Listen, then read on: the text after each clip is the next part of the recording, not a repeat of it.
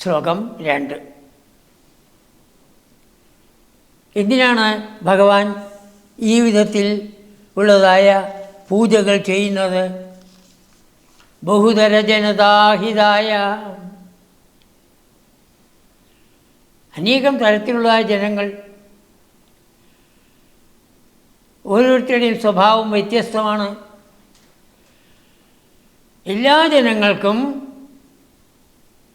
പരമമായ മോക്ഷം നേടാൻ സാധിക്കണം. അതിനാണ് സ്ഥാനങ്ങളൊക്കെ വെച്ചിരിക്കുന്നത്. കാലക്രമേണ ദുഷ്ടന്മാരുടെ പോലും മനസ്സ് മാറും. ബഹുതര ജനതാഹിതായ, ഹിതം മോക്ഷമാണിവിടെ.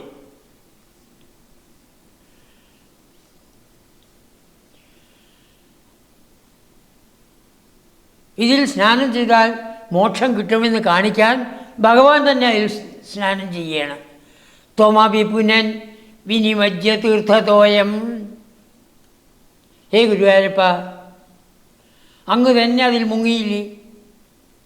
ആ തീർത്ഥത്തിൽ സ്നാനം ചെയ്തില്ലേ? യാഗാദി കർമ്മങ്ങൾ ചെയ്തില്ലേ? ആ യാഗത്തിൽ അനേകം ബ്രാഹ്മണർക്ക്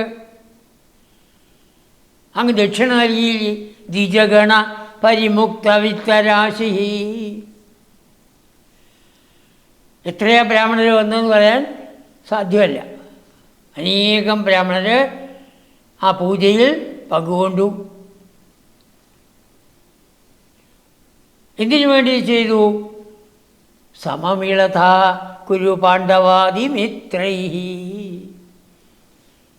വളരെ കാലമായിട്ട് കാണാതിരിക്കുന്നതായ ആ ഗോകുലവാസികളെ, നന്ദ യശോദാദികളെ, ഗോപന്മാരെ ഗോപികളെ, കൗരവന്മാരെ പാണ്ഡവന്മാരെ, അവരെല്ലാവരുമായി സമമിളത ഒന്നിച്ചു ചേർന്നു. ഇപ്പോഴും നമ്മൾ ചെയ്യാണ് വാർഷിക സംഗമങ്ങളൊക്കെ ഇല്ലേ? അതാണ് ഒന്നിച്ചെല്ലാവരും കാണാൻ. അത് സ്കൂളുകളിലും കോളേജുകളിലും അവർ ഇതാവണു, ഓരോരോ ക്ലാസ്സിലുള്ളവരെ ഇതാവണു. പക്ഷെ എങ്ങനെ ഇവരെയൊക്കെ പിടിക്കണ്ടേ? ഓരോരുത്തർ ഓരോ സ്ഥലത്താണ്. ചിലർ അമേരിക്ക, ചിലർ ഓസ്ട്രേലിയ, ചിലർ ആഫ്രിക്ക, കുറച്ച് പേരെങ്കിലും വരും. ത്വമപി പുനൻ വിനിമജ്യ തീർത്ഥതോയം. ആ വെള്ളം അത് തീർത്ഥമായി തീർന്നിരിക്കുന്നു.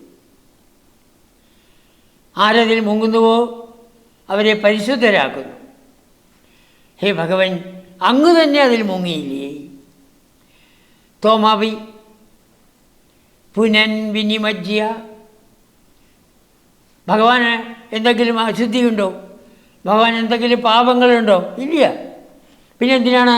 താൻ ചെയ്തില്ലെങ്കിൽ മറ്റുള്ളവർ ചെയ്തു എന്ന് വരില്ല. യദ്യത് ആചരതി ശ്രേഷ്ഠ തത്തദേവേതരോ ജനഃ.